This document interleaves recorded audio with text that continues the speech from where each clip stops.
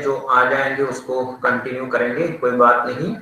Attendance आपने already दे दिया है, और चाहे तो मुद्दा जो है आप लिख कर अभी रखें कि हमें वैश्वीकरण के परिप्रेक्ष्य में हिंदी भाषा का महत्व देखना है, और उसको लेकर जो मुद्दे बनते हैं उसे मैं आपको कल लिखित स्वरूप में मुद्दे दे दूंगा, और आज हम लोग उस पर चर्चा करेंगे। अब देखिए, आपके लिए जो किताब उपलब्ध है, जो पाठ्यक्रम के लिए किताब रखी गई है, उसमें ये मुद्दे 6 मुद्दे यहाँ पर रखे गए हैं। उसमें 1 नंबर पर आपको दिखेगा उद्योग व्यापार और हिंदी, संचार माध्यम और हिंदी, फिर इसके बाद सूचना प्रौद्योगिकी और हिंदी, फिर विज्ञान तथा तकनीकी क्षेत्र के भीतर हिंदी की स्थिति, फिर राजभाषा हिंदी, और लास्ट वाला जो है भारतीय संस्कृति और हिंदी। ये कुल मिलाकर 6 मुद्दे हैं, और इन्हीं मुद्दों को ध्यान में रखते हुए हमें इससे जुड़ी हुई जो है चर्चाएं यहाँ पर करनी है। और इसके अलावा मैं आपको बता देता हूँ कि ऑलरेडी मैं स्टडी मटेरियल के तौर पर आपको जो सामग्री पढ़ाई के लिए जो देनी है उसमें कुछ वीडियो अपलोड कर चुका हूँ, और मुझे लगता है आप लोगों ने इसको देखा होगा। नहीं देखा तो मैं आपको बार बार बता रहा हूँ कि जो वीडियो मैं समय दर समय पर अपलोड कर चुका हूँ उसको देखें। अब इसमें मैं आपको बता देता हूँ कि ये पीडीएफ फाइल तो मैं इसको लेकर ही पढ़ा रहा हूँ आपको, वो किताब की पीडीएफ फाइल है। फिर प्रयोजनमूलक हिंदी भाग 1 और भाग 2, ये 2 वीडियो पहले अपलोड कर चुका हूँ, लेकिन अभी जो हम लोग पढ़ रहे हैं जो टॉपिक, इससे जुड़े हुए वीडियो कौन से, तो ये मैं आपको बता देता हूँ। हिंदी भाषा का महत्व, ये 33 मिनट का वीडियो है, ये क्लिक करेंगे तो आपको वो वीडियो देखने का मौका मिलेगा। फिर डीएनए जो है हिंदी भाषा का विश्लेषण सुधीर चौधरी द्वारा जो किया गया है वह, फिर analysis the importance of Hindi, Hindi भाषा के महत्व को लेकर वैश्विक स्तर पर क्या है ये, फिर हिंदी भाषा की स्थिति क्या है, ये तीनों के तीनों वीडियो जो है वह सुधीर चौधरी को लेकर अपलोड किए गए। एक 7 मिनट का, एक 16 मिनट का, एक 3 मिनट का है। आप मुझे बता दो कि सुधीर चौधरी कौन है, ये पता है आपको? कोई बता सकता है सुधीर चौधरी कौन है? भारती, कोमल, रेणुका, शिल्पा, शुभम, स्मिता, सुवर्णा? नहीं पता सर। अच्छा, किसी को नहीं पता है? पता। किसी को पता है? किसी को नहीं पता? सर। ठीक है, मैं आपको बता देता हूँ। आप जी न्यूज चैनल देखते हो? हाँ। देखते हैं? Yes sir. हाँ, तो 9 बजे से लेकर 10 बजे तक, और फिर वही पुनरावृत्त होकर 10 बजे से लेकर 11 बजे तक 2 घंटे का, मतलब पहले वो 1 घंटे का ये है, लेकिन दोबारा प्रक्षेपण जो है वो 10 से 11 बजे तक चलता है। तो ये एक प्राइम टाइम वीडियो वाला जो हिस्सा है, और उस जगह पर आ जाता है।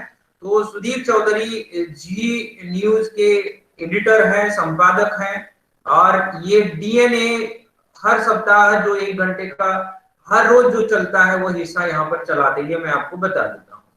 और डीएनए का लॉन्ग फॉर्म, किसी को इसका विश्लेषण पता है कि डीएनए क्या है? Yes sir. क्या है? यस। क्या है? Daily news analysis. Daily news analysis. हाँ ठीक है, तो आप अगर सुधीर चौधरी को देख रहे हो, उनकी खबरें अगर देख रहे हो, तो दिन भर का जो है, दिन भर की जो चली खबरें, और वो पूरी तरीके से मीडिया में चली छाई, उसका वो एनालिसिस करते हैं। एनालिसिस शब्द विश्लेषण को लेकर आ जाता है, ये आप ध्यान में रखिए। और 1 घंटे तक ये विश्लेषण इनका चलता है।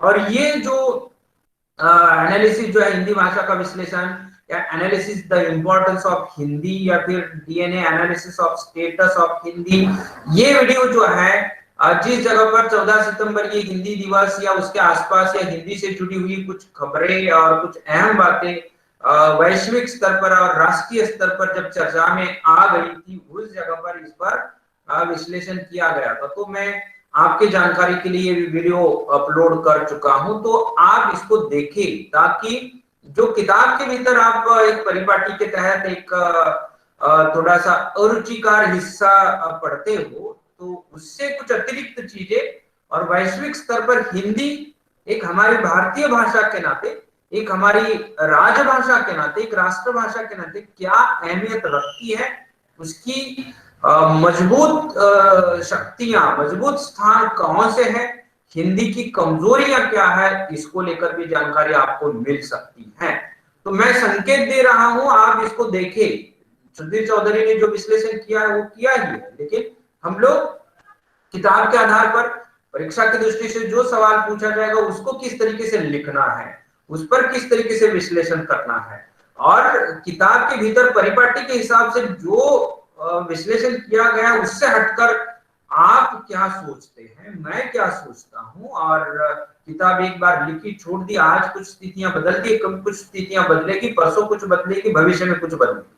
तो उसको लेकर थोड़ा सा आप इसको ध्यान में रखेंगे और उस तरीके का विश्लेषण हमें यहाँ पर करना है, ये आप ध्यान में रखें।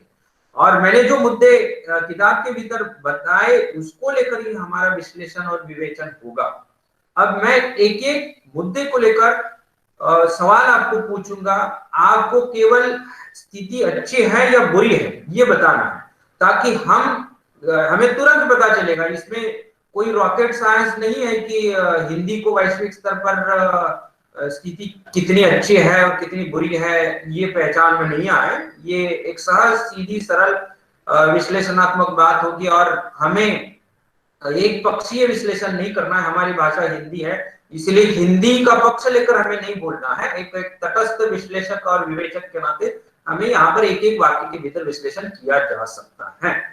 लेकिन मैं सबसे पहले आपको बता देता हूं कि आबादी के नाते वैश्विक स्तर पर हमारे देश की आबादी 2011 को लेकर अगर ध्यान में रखे तो 125 करोड़ आबादी की बात कही जाती है। अभी 2021 आ रहा है, दोबारा जब जनगणना हो जाएगी तो हो सकता है वो 125 करोड़ का 150 करोड़ भी हो जाएगा, और वैश्विक स्तर पर चीन को भी हम पछाड़ दे, ऐसी स्थितियां होगी।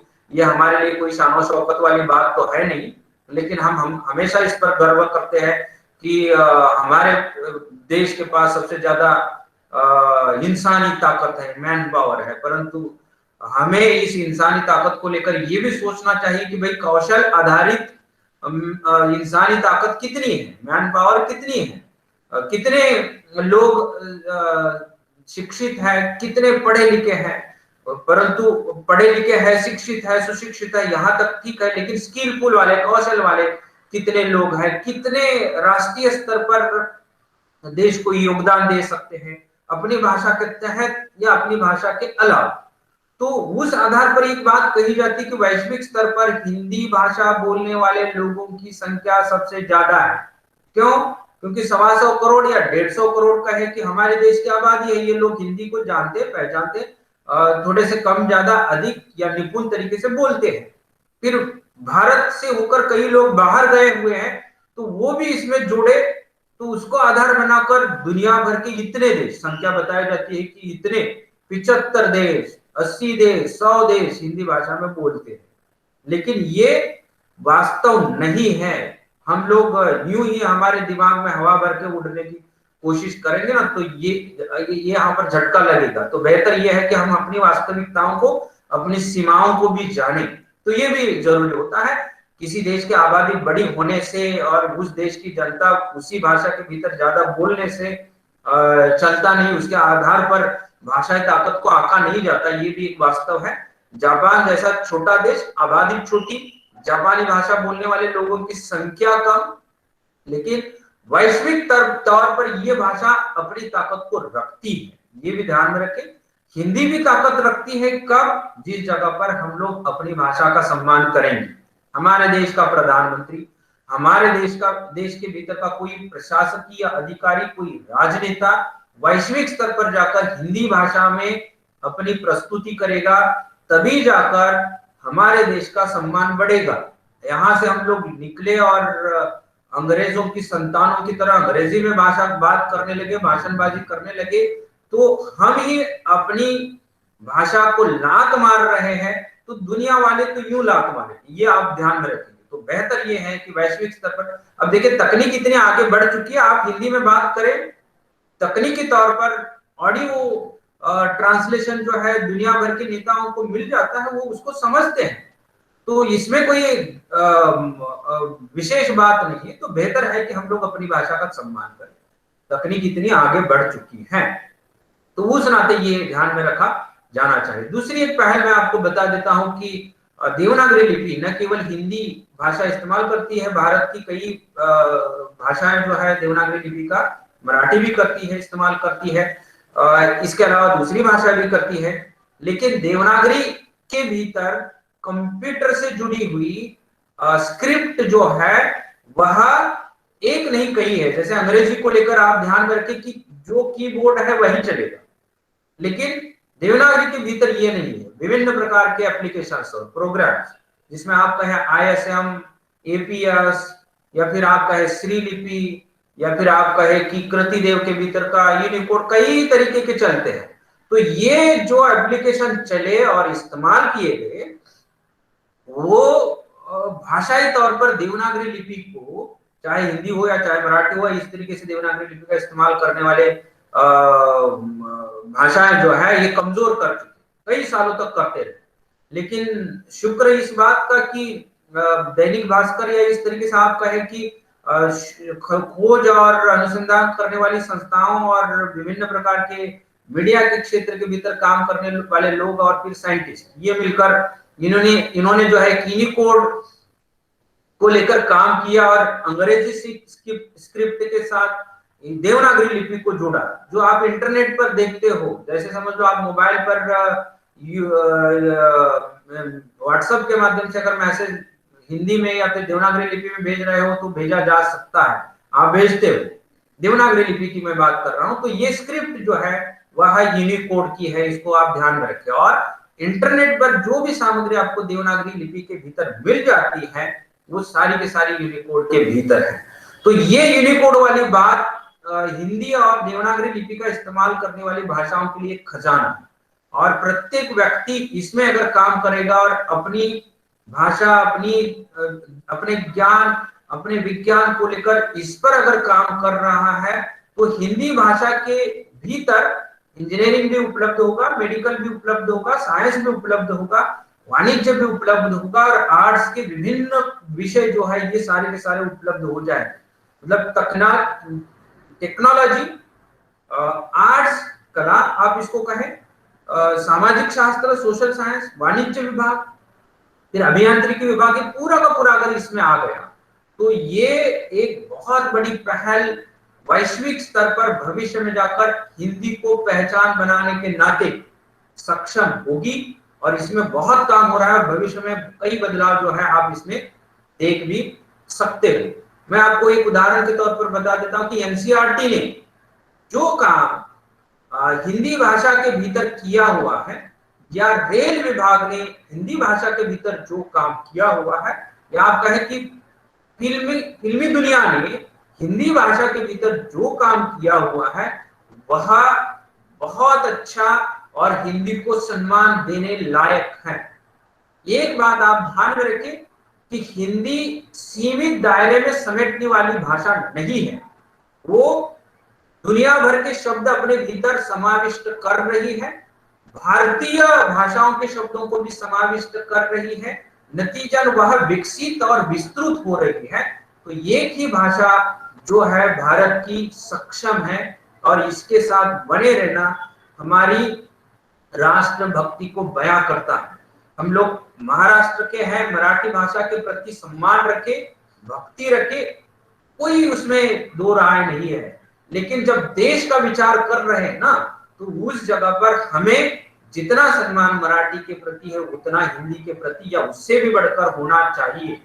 ये हमारी राष्ट्रीयता को आगे लेकर जाने की एक कोशिश होगी और हमारी एक राष्ट्र भक्ति व्यक्त करने का तरीका होगा। हमें आजादी मिल चुकी है, 1947 में राष्ट्रभक्ति व्यक्त करने के, अभिव्यक्त करने के कई तरीके थे। उस जगह पर लोग अंग्रेजों के साथ लड़ रहे थे, अहिंसा से और हिंसा के साथ भी, आप दोनों तरीके इस जगह पर आजमाए गए। तो इसको ध्यान में रखें। अब राष्ट्रभक्ति व्यक्त करने और राष्ट्र के प्रति प्रेम और राष्ट्र के प्रति ईमानदार रहने के मायने बदल चुके हैं, जिसको आप ध्यान में रखें। और हम अपने काम के प्रति ईमानदार रहे, अपने भाषा के प्रति ईमानदार रहे, अपने परिवार के प्रति ईमानदार रहे, जो काम हमें दिया गया उसको ईमानदारी से पूरा करें। तो ये हमारे राष्ट्रभक्ति के आयाम है, हमेशा ये चर्चा में आ जाता है। तो ये जो है हमें ध्यान में रखना, और इन्हीं वास्तविकताओं के आधार पर हमें हिंदी भाषा का विश्लेषण भी करना है। अब मैं एक उदाहरण, एक एक बात को लेकर, जो मैंने कहा था कि आपको सवाल पूछूंगा और फिर आपसे जवाब चाहूंगा और फिर इस पर विश्लेषण हम लोग करेंगे, परंतु है या नहीं है ताकतवर हिंदी, जिसको लेकर आप उत्तर देंगे। पहला मुद्दा जो है इसमें, उद्योग व्यापार क्षेत्र के भीतर हिंदी का स्थान मजबूत है या नहीं, आप मुझे बता, क्या स्थिति है, बता दो। ऐश्वर्या, भारती, कोमल, फिर या शुभम, आप बता दीजिए कि क्या स्थिति है हिंदी की उद्योग और व्यापार क्षेत्र के भीतर, आपको क्या लगता है? आप तुरंत जवाब देते जाओ, सही हो गलत हो, मजबूत है या नहीं है, इतना बता दो। है, ओके, है कह दीजिए। सर। हाँ, यस। ओके, मतलब पहला जवाब, हाँ पहला जवाब जो आपका उद्योग व्यापार के भीतर है, ओके, ये करेक्ट है, हम इसको मानते हैं और ये वास्तविक स्थिति भी है, इसको आप ध्यान रखें। दूसरा जो है, संचार माध्यम और हिंदी। संचार माध्यम शब्द को, शब्द का अर्थ मैं आपको बता देता हूं कि कम्युनिकेशन मीडिया के माध्यम से जो होता है वह कम्युनिकेशन ऑफ मीडिया। मीडिया माने क्या, प्रिंट मीडिया आप कह सके, और दृश्य श्रव्य माध्यम के भीतर इलेक्ट्रॉनिक मीडिया, ये इन दो क्षेत्रों के भीतर हिंदी की क्या स्थिति है, अच्छी है बुरी है? अच्छी है। ओके, दूसरे का उत्तर पे आप कह रहे हो अच्छी है। तीसरा जो है, सूचना प्रौद्योगिकी और हिंदी, इसको आप, सूचना प्रौद्योगिकी की बात जब आप करेंगे तो आप ध्यान में रखेंगे कि मीडिया को जो मदद करता है वह, उसमें कंप्यूटर और इंटरनेट, इन दो चीजों को आप जोड़े, और ये इस क्षेत्र के भीतर जो मीडिया में हिंदी की स्थिति अच्छी है, ओके, परंतु इस मीडिया को मदद करने वाला जो तकनीकी हिस्सा है, टेक्नोलॉजी का, जो ज्यादातर कंप्यूटर पर निर्भर है और इसके अलावा इसी तरीके के साधनों पर निर्भर है, वहां पर हिंदी की स्थिति क्या है? अच्छी नहीं है। ओके, मतलब आप ये इसके सही उत्तर दे रहे हो, इसका अर्थ है कि आप वास्तविकताओं को जानते हैं, ये भी आप ध्यान में रखें।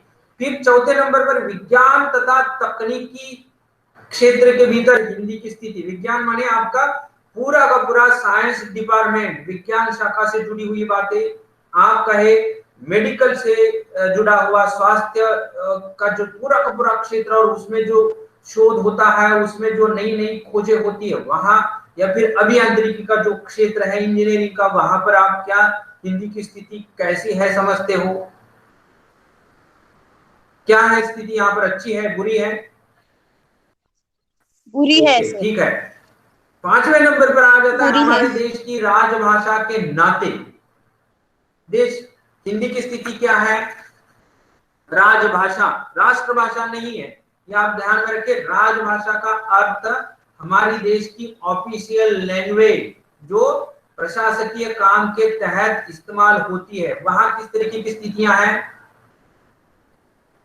आप हिंदी के भीतर प्रशासन कर सकते हो, कर रहे हो, बैंकों में आप ध्यान में रखें, विभिन्न प्रकार के सरकारी कार्यालयों के तहत, अर्ध सरकारी कार्यालयों के तहत हिंदी के भीतर काम हो रहा है?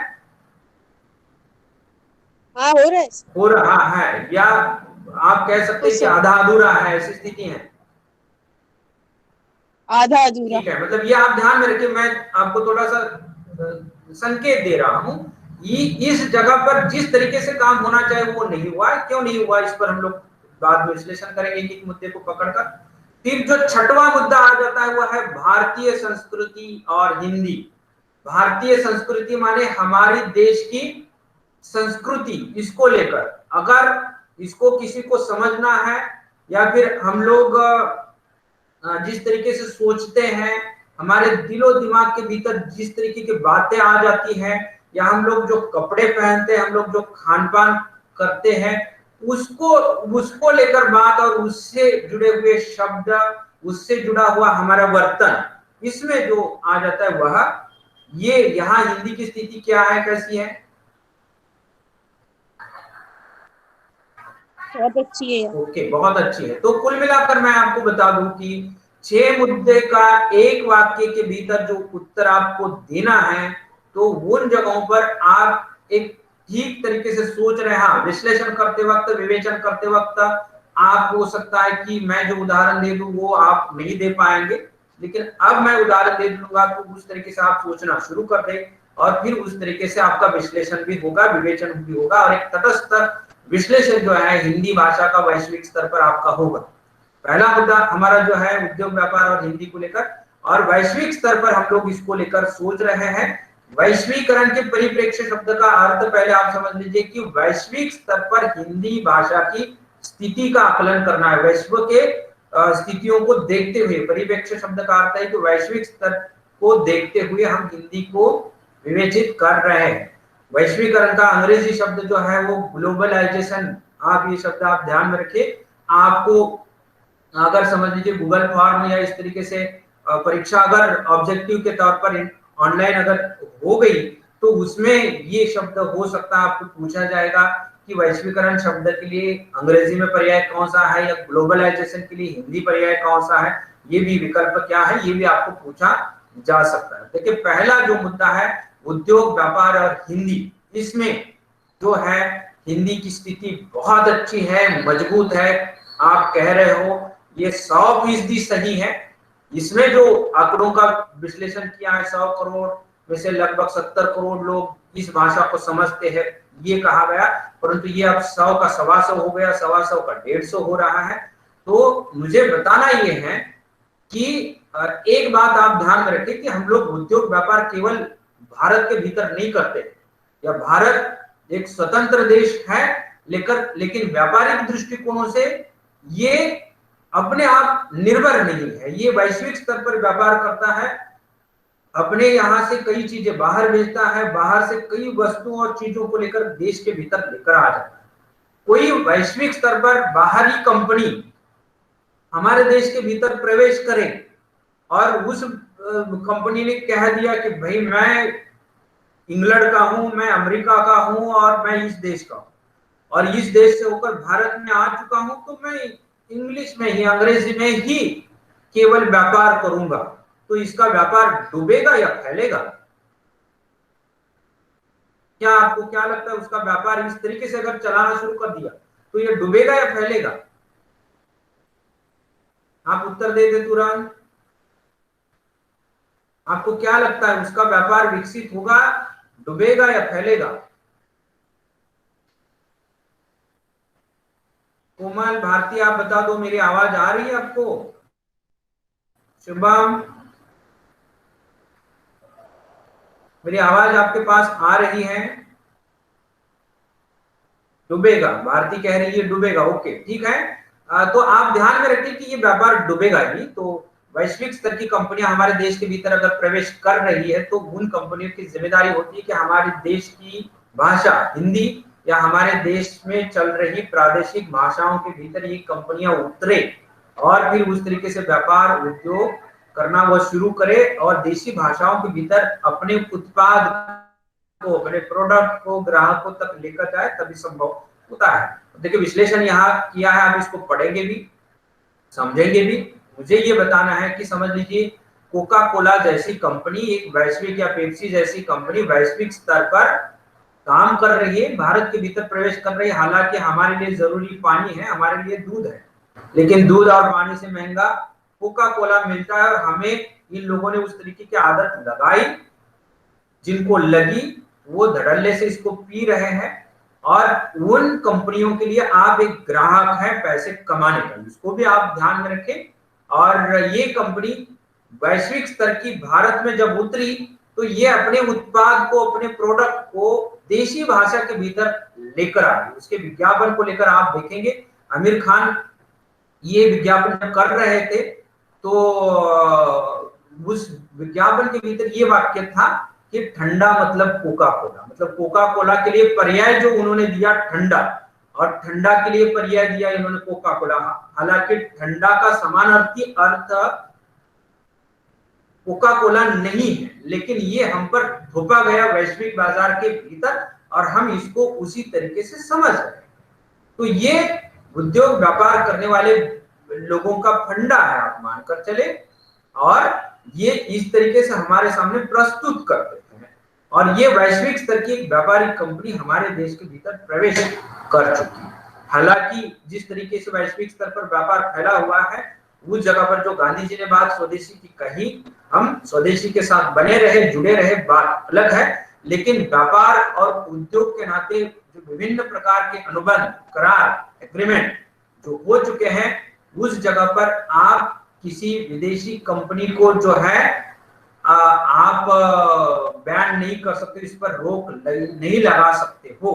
तो ये भी आप ध्यान में रखें और उसको पाबंद नहीं कर सकते हो। जैसे इस सरकार ने चीन के विभिन्न प्रकार के एप्लीकेशन, चीन सामान को लेकर जो भी कुछ रोक लगाने की कोशिश की, वो एक न्यायिक बात को ध्यान में रखते हुए उसको रोक लगाने की कोशिश की है, क्योंकि हमारे देश के भीतर चीन का जो सामान पहुंचता है वह कानूनी तौर पर सही है, ऐसी भी बात नहीं।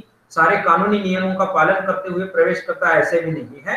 कई सामान जो है वह कस्टम ड्यूटी को तोड़कर यूं कई कई कई छुपे चोरी छुपे रास्तों से हमारे देश के भीतर प्रवेश करवाया जाता है और इतना खराब सस्ते में मिल जाता है, परंतु उसकी कोई लंबी जिंदगी नहीं होती। बिल्कुल ये समझ लो, इलेक्ट्रॉनिक्स और इलेक्ट्रिक सामान चाइनीज अगर ले रहे हो तो आपको कोई गारंटी और वारंटी नहीं मिलती है। आप दुकान के बाहर गए और फिर वो टूट गया, बंद पड़ गया, तो दुकानदार उसको लेकर आपको गारंटी नहीं देता, उसको भरोसा नहीं देता। वो कहता है साफ शब्दों में कि भाई चीनी सामान है, आप अपने जिम्मेदारी पर लेकर जाओ। वही अगर आपको भारतीय प्रोडक्ट या कोई बाहरी कंपनी देश के भीतर प्रोडक्शन कर रही है और मेड इन इंडिया वहां अगर है, तो वो एक भरोसे वाली बात होती है, उस पर एक नियंत्रण होता है। लेकिन कस्टम ड्यूटियों को तोड़कर जो प्रवेश चीनी सामानों का होता है, उस पर कोई दीपावली के समय अगर आप चाइनीज माल खरीद रहे हो तो आपको पता होगा कि ये इस साल 2-3 दिन चलेगा और फिर बाद में आपको फेंकना पड़ेगा, कचरा होगा,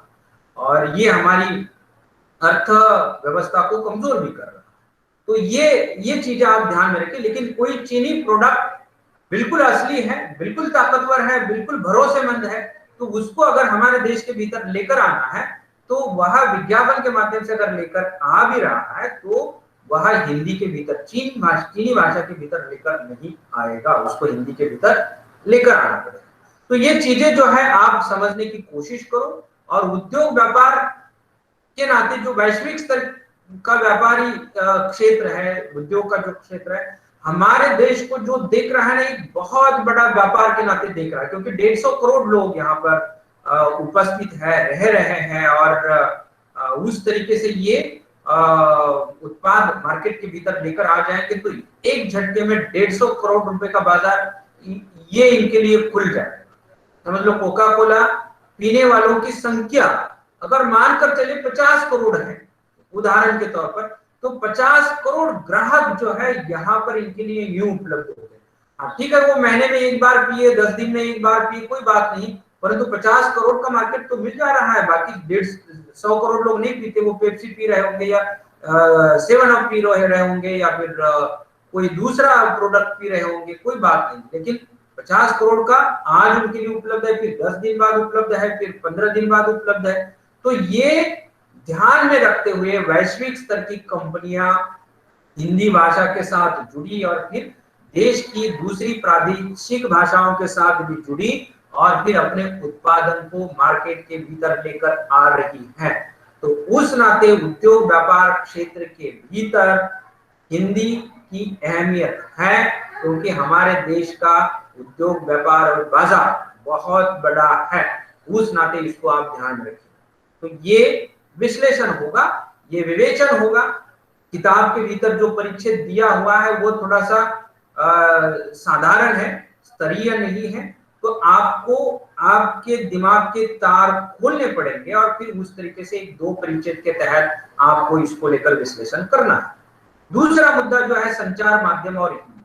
देखिए, एक उदाहरण के साथ मैं इसको विश्लेषित कर दूं। सुधीर चौधरी को लेकर तो बात शुरुआत में मैंने की और आपको बता देता हूं कि जिस चैनल के संपादक है वही चैनल भारतीय चैनल शुरुआत में नहीं था, ये आप ध्यान रखें।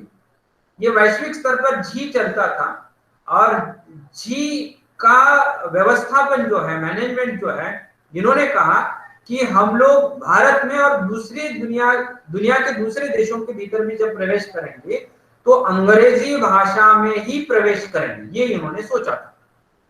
भारत के भीतर भी बिल्कुल इसी तरीके से इन्होंने प्रवेश किया, मतलब इनके मनोरंजन के चैनल, इनके न्यूज चैनल, इनके बिजनेस चैनल या इसके अलावा जो भी चलता है, फिल्मी चैनल जो भी चल रहे हैं, ये शुरुआत में इन्होंने सोचा था कि इंग्लिश भाषा में, अंग्रेजी में चलाए जाएं। लेकिन जब ये चलाए उन्होंने, तो उन्होंने ये भी अनुभव किया कि भाई इस देश के भीतर हम लोग ज्यादा दिनों तक टिक नहीं पाएंगे, और इतनी बड़ी दुनिया व्यापार की जो है, संचार माध्यम की जो है, ये हमसे टूटेगी, और हमारे समकक्ष दूसरे चैनल प्रादेशिक भाषा और भारत की देशी भाषा के नाते हिंदी में अगर चले तो वह इनके टीआरपी बढ़ेगी और ये मार्केट लेगी, ये बाजार कब्जा करेगी। तो बेहतर है कि हिंदी भाषा के भीतर हम इसको उतारें। तो बाद में इन्होंने फिर न्यूज चैनल, खबरों को, समाचार चैनल, फिर मनोरंजन में आने वाले विभिन्न प्रकार के चैनल, बिजनेस चैनल, ये सारे के सारे हिंदी के भीतर इन्होंने उतारा। तो ये वैश्विक स्तर का मीडिया सेक्टर जो है, यहाँ पर भारत के भीतर प्रवेश करने के बाद उन्होंने ये सोच बदली। फिर इतना ही नहीं, तो ये प्रादेशिक भाषा, मराठी के भीतर आपको जी का चैनल मिलेगा, मनोरंजन, फिल्मों का, खबरों का ये चैनल आपको यहाँ पर मिल जाएगा। तो ये प्रादेशिक भाषाओं के भीतर भी उतरे, क्योंकि इनके लिए एक सहज सरल व्यापार था, जो ऊपर हम लोग मुद्दा चर्चा कर चुके। और फिर ये न केवल मुद्रित या फिर इलेक्ट्रॉनिक्स, तो ध्यान रखें, प्रिंट मीडिया और इलेक्ट्रॉनिक मीडिया, मुद्रित और दृश्य श्रव्य माध्यमों के तहत आने वाले सभी चैनल जो है, साधन जो है, यहाँ पर हिंदी भाषा के भीतर प्रवेश कर चुके हैं। आपको अगर पता नहीं, ये बहुत बड़ा क्षेत्र है। हम लोग कहते हैं ना कि रोजगार की कमी है, रोजगार की कमी है, रोजगार की कमी है, लेकिन रोजगार की कोई कमी नहीं है। जो आदमी कुशल है, संपन्न है, निपुण है, विभिन्न स्किलों के साथ अगर काम कर रहा है, तो एक नहीं हजारों क्षेत्रों के भीतर वह अपने आप को आजमा सकता है। मीडिया का जो चैनल, संचार माध्यमों का जो है, आपको पता है या नहीं मुझे पता नहीं, लेकिन आप ये अगर जानकारी रखते हो तो आपको पता चलेगा, जो महाराष्ट्र सरकार या फिर मीडिया के तहत कई गलत काम या कुछ आपराधिक काम करने के कारण अर्णव गोस्वामी को लेकर जो ये नाम तो आपने सुना होगा, जो पकड़ा, जिस तरीके से काम किया, परंतु ये अर्णव गोस्वामी इसके पहले जिस चैनल से जुड़े हुए थे, इंडिया टुडे या फिर इस तरीके से मीडिया सेक्टर के साथ, तो इनका सालाना इनकम 25 करोड़ था उस जगह पर, 25 करोड़ रुपए। मतलब आप ध्यान रखें कि एक महीने के लिए वो 2 करोड़ रुपए पेमेंट पा रहे थे। बाद में इन्होंने अपना चैनल खोला, आप कहे रिपब्लिक टीवी को लेकर, रिपब्लिक न्यूज को लेकर, तो इससे भी ज्यादा इनको पैसा मिलता होगा। केवल अर्णव गोस्वामी की मैं बात नहीं कर रहा हूँ, सुधीर चौधरी, अंजना कश्यप, या फिर इसके अलावा जितने भी आप न्यूज चैनल पर काम करने वाले लोग, चाहे मराठी के भीतर हो, हिंदी के भीतर हो, अंग्रेजी के भीतर ये कर रहे हैं, वो इतने, रवीश कुमार का भी आप नाम ले सकते हो, टीवी पर काम करने वाले बरखा दत्त का नाम ले सकते हो, या फिर आप लोगों ने अगर स्कैम 1992 अरशद मेहता ये अगर देखा होगा, उसमें सुचिता दलाल का, ये टाइम्स ऑफ इंडिया में काम कर रही थी। तो वो ये आप देखो कि ये जिन्होंने ये किताब स्कैम 1992 जो लिखा, ये किताब तो लिखी, लेकिन वो मीडिया सेक्टर से जुड़ी हुई महिला है, तो ये कितने पैसे कमा रहे हैं।